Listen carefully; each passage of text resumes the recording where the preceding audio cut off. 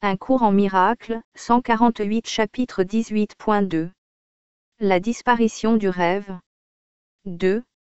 La base du rêve. N'est-ce pas que le monde qui surgit en rêve semble tout à fait réel? Or pense à ce qu'est ce monde. Il est clair que ce n'est pas le monde que tu voyais avant de dormir.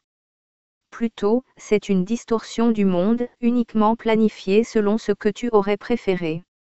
Ici tu es libre de refaire ce qui semblait t'avoir attaqué, pour le changer en un hommage à ton ego, que elle, attaque, avait outragé. Ce n'est pas ce que tu souhaiterais si tu ne te voyais pas toi-même comme ne faisant qu'un avec l'ego, qui se considère toujours lui-même, et donc te considère, toi, comme la cible d'une attaque et très vulnérable à celle-ci.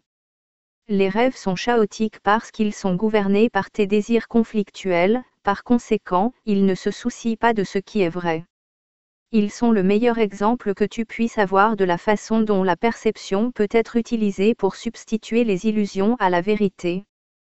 Tu ne les prends pas au sérieux en t'éveillant parce que le fait qu'ils violent la réalité si outrageusement devient apparent. Or ils sont une façon de regarder le monde et de le changer pour mieux convenir à l'ego. Ils fournissent des exemples frappants, à la fois de l'inaptitude de l'ego à tolérer la réalité et de ton désir de changer la réalité en sa faveur. Tu ne trouves pas troublantes les différences entre ce que tu vois dans ton sommeil et à ton réveil. Tu reconnais que ce que tu vois au réveil est effacé en rêve. Pourtant, en t'éveillant, tu ne t'attends pas à ce que cela ait disparu. En rêve, tu arranges tout. Les gens deviennent tels que tu les voudrais, et ils font ce que tu ordonnes. Aucune limite aux substitutions ne t'est imposée. Pour un temps il semble que le monde t'ait été donné pour que tu en fasses ce que tu souhaites.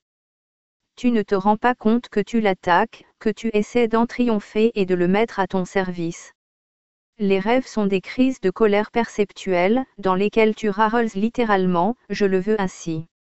Et ainsi il semble en être. Et pourtant le rêve ne peut pas échapper à son origine. La colère et la peur le pénètrent et en un instant l'illusion de satisfaction est envahie par l'illusion de terreur. Car le rêve de ton aptitude à contrôler la réalité en lui substituant un monde que tu préfères est terrifiant. Tes tentatives pour effacer la réalité sont très apeurantes, mais cela tu n'es pas prêt à l'accepter. Alors tu lui substitues le fantasme que c'est la réalité qui est apeurante, et non ce que tu voudrais lui faire. Et ainsi la culpabilité est rendue réelle. Les rêves te montrent que tu as le pouvoir de faire un monde tel que tu le voudrais, et que parce que tu le veux, tu le vois. Et tant que tu le vois, tu ne doutes pas qu'il est réel. Or voici un monde, manifestement au-dedans de ton esprit, qui semble être à l'extérieur. Tu n'y réponds pas comme si c'était toi qui l'avais fait, et tu ne te rends pas compte non plus que les émotions que le rêve produit doivent venir de toi. Ce sont les figures dans le rêve et ce qu'elles font qui semblent faire le rêve. Tu ne te rends pas compte que tu les fais passer à l'acte pour toi, car si tu t'en rendais compte la culpabilité ne serait pas là et l'illusion de satisfaction disparaîtrait. En rêve, ces traits ne sont pas obscurs. Tu sembles te réveiller, et le rêve a disparu. Or ce que tu manques de reconnaître, c'est que ce qui a causé le rêve n'a pas disparu avec lui. Le souhait te reste de faire un autre monde qui n'est pas réel. Et ce à quoi tu sembles t'éveiller n'est qu'une autre forme de ce même monde que tu vois en rêve. Tout ton temps se passe à rêver? Tes rêves endormis et tes rêves éveillés ont des formes différentes, mais c'est tout. Leur contenu est le même. Ce sont tes protestations contre la réalité et ton idée fixe et insane de pouvoir la changer. Dans tes rêves éveillés, la relation particulière occupe une place particulière. C'est le moyen par lequel tu essaies de réaliser les rêves que tu fais en dormant. De cela, tu ne t'éveilles pas. La relation particulière, c'est la détermination avec laquelle tu gardes ta prise sur l'irréel tout en t'empêchant de t'éveiller. Et tant que tu verras plus de valeur dans le sommeil que dans l'éveil, tu n'en lâcheras pas prise.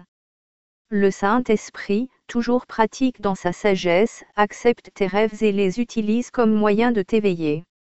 Tu les aurais utilisés, toi, pour rester endormi. J'ai dit plutôt que le premier changement, avant que les rêves ne disparaissent, c'est que tes rêves de peur sont changés en rêves heureux. C'est ce que fait le Saint-Esprit dans la relation particulière. Il ne la détruit pas, il ne te l'arrache pas. Mais il l'utilise différemment, comme une aide pour rendre son but réel pour toi. La relation particulière restera, non pas comme une source de douleur et de culpabilité mais comme une source de joie et de liberté. Elle ne sera pas pour toi seul, car en cela résidait sa misère. De même que sa non-sainteté la gardait à part, sa sainteté deviendra une offrande faite à chacun. Ta relation particulière sera un moyen de défaire la culpabilité en tous ceux qui sont bénis par ta relation sainte. Ce sera un rêve heureux, un rêve que tu partageras avec tous ceux qui se présenteront à ta vue.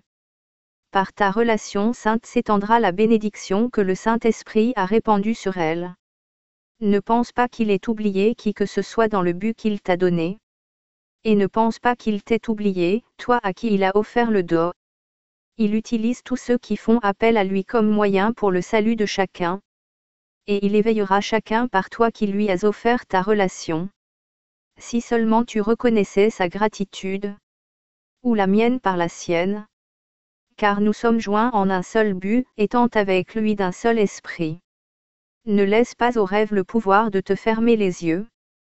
Ce n'est pas étrange que les rêves puissent faire un monde qui est irréel. C'est le souhait de le faire qui est incroyable.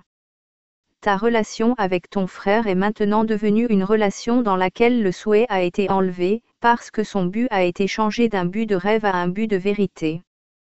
Tu n'en es pas sûr parce que tu penses que c'est peut-être cela qui est le rêve. Tu as tellement l'habitude de choisir parmi les rêves que tu ne vois pas que tu as choisi, enfin, entre la vérité et toutes les illusions. Or le ciel est sûr. Ce n'est pas un rêve. Sa venue signifie que tu as choisi la vérité, et elle est venue parce que tu as été désireux de laisser ta relation particulière remplir ses conditions. Dans ta relation, le Saint-Esprit a doucement posé le monde réel, le monde des rêves heureux, dont il est si facile et si naturel de s'éveiller. Car de même que tes rêves endormis et tes rêves éveillés représentent les mêmes souhaits dans ton esprit, de même le monde réel et la vérité du ciel se joignent dans la volonté de Dieu. Le rêve de s'éveiller est facilement transféré à sa réalité. Car ce rêve reflète ta volonté jointe à la volonté de Dieu. Et jamais ce que cette volonté voulait voir accompli n'a pas été fait.